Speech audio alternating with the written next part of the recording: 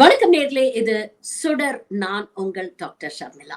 என்னடா ஷர்மிளா டாக்கீஸ்க்கு பதிலா சுடர் அப்படின்னு சொல்றேன்னு பாக்குறீங்களா? ஷர்மிளா டாக்கீஸ்க்கு அடுத்தது எங்க டீம் மூலமா நாங்க ஆரம்பிக்கக்கூடிய ஒரு புதிய யூடியூப் சேனல் தான் இந்த சுடர்.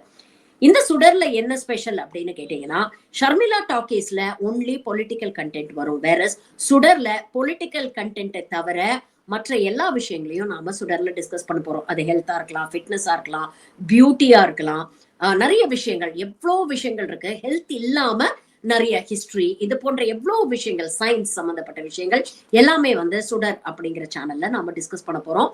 ஷர்மிளா டாக்கீஸ்க்கு எந்த அளவுக்கு நீங்க ஆதரவு கொடுத்திருக்கீங்களோ அதே ஆதரவை சுடருக்கும் கொடுப்பீங்க அப்படிங்கிற நம்பிக்கையில தான் உங்களை மட்டுமே நம்பி இந்த சேனலை நான் ஆரம்பிச்சிருக்கேன். உங்களுடைய ஆதரவை நீங்க கண்டிப்பா கொடுப்பீங்க அப்படிங்கிற நம்பிக்கை எனக்கு இருக்கு. சுடரோட ஃபர்ஸ்ட் வீடியோவா நாம எதை பத்தி பேச போறோம் அப்படின்னு பாத்தீங்கன்னா, சமீபத்துல கோயம்புத்தூர்ல இன்றும் நேற்றும் நடந்த கோயம்புத்தூர் ஃபுட் ஃபெஸ்டிவல். அதாவது வருஷம் கோயம்புத்தூர்ல கோவை திருவிழான்னு ஒண்ணு நடக்குது. அதே போல இந்த வருஷமும் 23ஆம் தேதியில இருந்து கோவை திருவிழா ஒரு வாரம் நடந்துகிட்டு இருக்கு.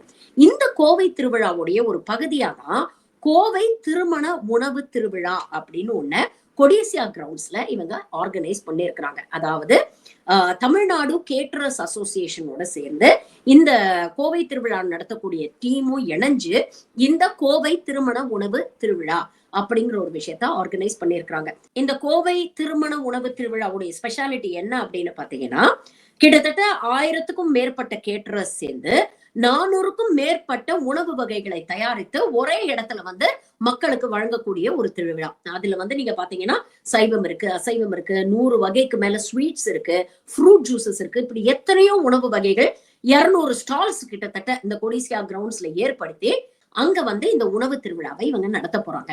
இந்த உணவு திருவிழாவுக்கான டிக்கெட்ஸ் பாத்தீங்கன்னா ஆன்லைன்ல மட்டும்தான் அவைலபிளா இருக்கு. புக் மை ஷோ அப்படிங்கிற ஒரு வெப்சைட்ல மூலமா தான் இந்த உணவு திருவிழாக்கான டிக்கெட்ஸை நீங்க வாங்க முடியும். இதுல வந்து பெரியவங்களுக்கு பாத்தீங்கன்னா 799 rupees பிளஸ் ஜிஎஸ்டி எல்லாத்தையும் சேர்த்து நீங்க பாத்தீங்கன்னா ஒரு 900 ரூபாய் 1000 ரூபாய் கிட்ட வந்துரும் வச்சுக்கோங்க. பெரியவங்களுக்கு வந்து 799 பிளஸ் ஜிஎஸ்டி, 12 வயதுக்கு மேல இருக்கிறவங்களுக்கு 499 பிளஸ் ஜிஎஸ்டி, 5 வயதுக்கு உட்பட்ட குழந்தைகளுக்கு வந்து இது முற்றிலும் இலவசம் அப்படிங்கிற ஒரு விஷயத்த அவங்க வந்து அட்வர்டைஸ் பண்றாங்க.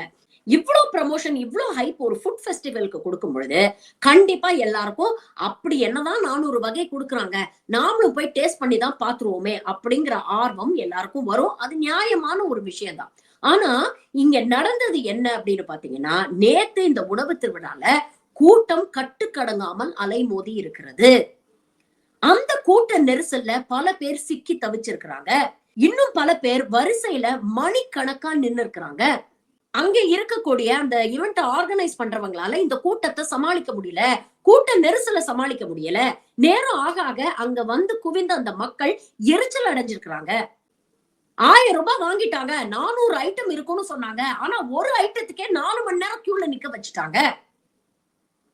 இந்த கூட்ட நெரிசல்ல குழந்தைங்க எல்லாம் கூட்டிட்டு வந்து, வயசானவங்க எல்லாம் கூட்டிட்டு வந்து அவங்கள சேஃபா செக்யூரா நாங்க வீட்டுக்கு கூட்டு போறதுக்குள்ள எங்களுக்கு போதும் போதும்னு ஆயிடுச்சு. நாங்க கொடுத்த காசுக்கு என்ன பதில் சொல்ல போறாங்க? பல பேர் நாங்க டிக்கெட் வாங்கிட்டு சாப்பிடாம வீட்டுக்கு போயிருக்கோமே, இதற்கு என்ன பதில் சொல்ல போறாங்க? இதற்கு என்ன நடவடிக்கை எடுக்க போகுது அரசாங்கம் அப்படிங்கிற ஒரு கேள்வியை எழுப்பியிருக்காங்க. ஆன்லைன்ல போய் டிக்கெட் புக் பண்றீங்கல்ல, அங்க டேர்ம்ஸ் அண்ட் கண்டிஷன்ஸ்னு ஒரு விஷயத்த போட்டிருக்காங்க. அது எவ்வளவு பேர் படிச்சிருக்கீங்க அப்படின்னு தெரியல. ஆனா இந்த ஆர்கனைசர்ஸ் எவ்வளவு தெளிவா இந்த டேர்ம்ஸ் அண்ட் கண்டிஷன்ஸ்ல அவங்கள காப்பாத்திக்கிறதுக்கான எல்லா ப்ரொவிஷனையும் இதுல கொண்டு வந்து இணைச்சிருக்கிறாங்க அப்படிங்கறத இந்த டேர்ம்ஸ் அண்ட் கண்டிஷன்ஸை நீங்க படிச்சீங்கன்னா உங்களுக்கு தெரியும். இதுல அவ்வளவு அக்கறை செலுத்துறவங்க தங்களை காப்பாத்திக்கணும், நாளைக்கு பிரச்சனை வந்தா கூட நம்ம மேல எந்த பழியும் வந்துடக்கூடாது, சட்ட ரீதியா நமக்கு எந்த சிக்கனும் வந்துடக்கூடாது அப்படிங்கறதுல அவங்க செலுத்தின கவனத்துல ஒரு கால்வாசியாவது கிரௌடு வந்து அதை எப்படி நாம கண்ட்ரோல் பண்ண போறோம், மக்களுக்கு ப்ராமிஸ் பண்ண மாதிரி அவங்க வாய்க்கு ருசியா நாம எப்படி அவங்களுக்கு சாப்பாடு போட போறோம் அப்படிங்கறத யோசிச்சு பார்த்திருந்தாங்கன்னா இந்த பிரச்சனை நடந்திருக்காது. டேர்ம்ஸ் அண்ட் கண்டிஷன்ஸ்ல பாருங்க, தெளிவா போட்டிருக்காங்க. ஒரு டிக்கெட்டுக்கு ஒருத்தர் தான் வரணும். இட் இஸ் நான் ரீஃபண்டபிள், நான் டிரான்ஸ்பரபிள், நான் எக்ஸ்சேஞ்சபிள். நாளைக்கு பிரச்சனைன்னு கூட ரீஃபண்ட் நீங்க கேட்க முடியாது அப்படிங்கிற ஒரு விஷயத்த ஃபர்ஸ்ட் அண்ட் ஃபார்மோஸ்ட் அதுதான் கிளாஸ் போடுறான். அதே மாதிரி இன்டர்நெட் ஹேண்ட்லிங் ஃபீன்னு தனியா ஒண்ணு போடுறான் ஜிஎஸ்டியை தவிர. அதே மாதிரி பாருங்க, we recommend you to arrive at least 30 minutes prior at the venue அப்படின்னு போட்டிருக்கான். பல பேர் 30 மினிட்ஸ் முன்னாலே போய் சேர்ந்திருப்பாங்க. ஆனா கட்டு கடந்தாத கூட்டம் ஏன் வந்துச்சு? கொஞ்சம் யோசிச்சு பாருங்க. ஆர்கனைஸ் பண்றவங்களுக்கு தெரியும். இதுல ரொம்ப தெளிவா போட்டிருக்கிறாங்க. சப்ஜெக்ட் டு அவைலபிலிட்டி தான் 400 ஐட்டம்னு சொல்லியிருக்கோம். ஆனா சப்ஜெக்ட் டு அவைலபிலிட்டி தான் இந்த 400 ஐட்டமும் ஃபர்ஸ்ட் கம் ஃபர்ஸ்ட் சர்வ் பேசிஸ்ல நாங்க கொடுப்போம் அப்படின்னு இதுல தெளிவா போட்டிருக்கிறவங்களுக்கு 1000 கேட்டரர்ஸ் வர போறாங்க, இவ்வளவுதான் உணவு தயாரிக்க போறாங்கன்னா ஒரு தோராயமா தெரியாதா எவ்வளவு பேர் சாப்பிட்டா இந்த உணவு பத்தும், எவ்வளவு பேருக்கு இந்த உணவை நாம தயாரிக்கிறோம் அப்படிங்கிறது தெரியாதா? அது தெரிந்திருக்கும் பட்சத்தில் இதற்கு அதிகமாக நாம டிக்கெட்ஸ் விற்க கூடாது அப்படிங்கிற ஒரு பொறுப்புணர்ச்சி அவங்களுக்கு இருக்க வேண்டாமா? யாரெல்லாம் டிக்கெட் வாங்குறாங்களோ எல்லாருக்கும் மானாவாரியா டிக்கெட் வித்துட்டாங்க. இது மட்டும் இல்லாம நேரடியா ஈவென்ட் நடக்கக்கூடிய இடத்துக்கு வரக்கூடியவங்க கேட் கிராஷர்ஸ் இருப்பாங்க. பரவாயில்ல, வந்தா பாத்துக்கலாம் அப்படிங்கிற ஒரு அலட்சியம் வந்து தெரியுது. அப்போ இவங்களோட அலட்சியத்தை பாருங்களேன். பரவாயில்ல, எவ்வளவு பேர் வந்தாலும் என்ன, வந்தா பாத்துக்கலாம். கூட்ட நெரிசல் இருக்குமே, குடும்பமா வருவாங்களே, குழந்தைங்களை கூட்டிட்டு வருவாங்களே, வயசானவங்க வருவாங்களே, இவங்களோட பாதுகாப்புக்கு நாம என்ன பண்ண போறோம்? நாளைக்கு இந்த கூட்ட நெரிசல்ல சிக்கி யாருக்காவது ஏதாவது பிரச்சனைனா அதற்கான ரெடியா ஆம்புலன்ஸ் ஏதாவது நம்ம நிறுத்தி வச்சிருக்கோமா? முதல் உதவிக்கு என்ன பண்ண போறோம்? இதெல்லாம் பத்தி அந்த ஆர்கனைசர்ஸ் கொஞ்சமாவது யோசிச்சிருந்தா இந்த பிரச்சனை நடந்திருக்குமா? அப்ப இங்க ஓரளவுக்கு இது போன்ற நிகழ்ச்சிகளுக்கு போகக்கூடிய நம்மள மாதிரி கன்சியூமர்ஸும் பொறுப்பேத்துக்கணும் இல்லையா? நாம முன்னெச்சரிக்கையா இருக்க வேண்டாமா? பிராக்டிகலா யோசிச்சு பாருங்க. 1000 ரூபாய் கட்டுறீங்க, ஆனா அவன் ஜிஎஸ்டி எல்லாம் சொல்றது இல்ல. அட்வர்டைஸ்மெண்ட்ல என்ன சொல்றான்? 800 ரூபாய் கட்டினீங்கன்னா அதுக்கு பாதிக்கு பாதி 400 ஐட்டம் நீங்க வந்து ரசிக்கலாம் அப்படின்னு சொல்றான் அட்வர்டைஸ்மெண்ட்ல. ஒரு கல்யாண பந்தியில போய் உட்கார்ந்தீங்கன்னா ஒரு 10 ஐட்டம் இருந்தாலே அதை பார்க்கும் போதே பாதி வயிறு நிறைஞ்சு போகுது. எல்லாத்தையும் டேஸ்ட் பண்றதுக்குள்ள நமக்கு சாப்பிடணும்ன்ற ஆசையே போயிடும். அந்த அளவுக்கு வயிறு நிறைஞ்சு போயிடும்.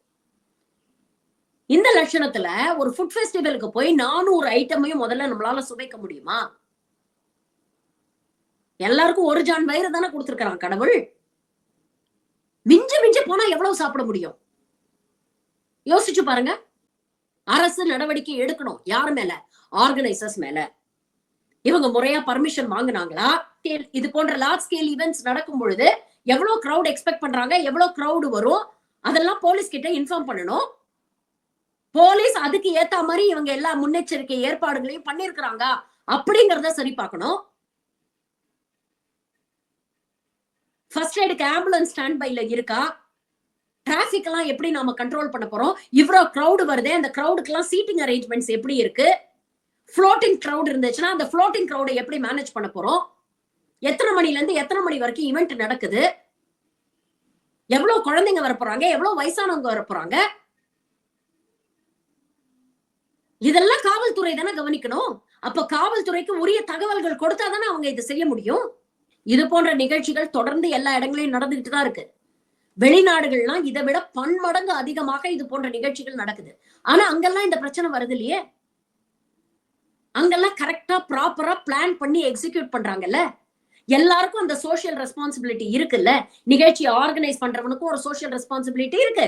நிகழ்ச்சியில போய் கலந்துக்கிட்டு கன்சியூமரா போய் நிக்கிறவனுக்கும் ஒரு சோசியல் ரெஸ்பான்சிபிலிட்டி இருக்கு.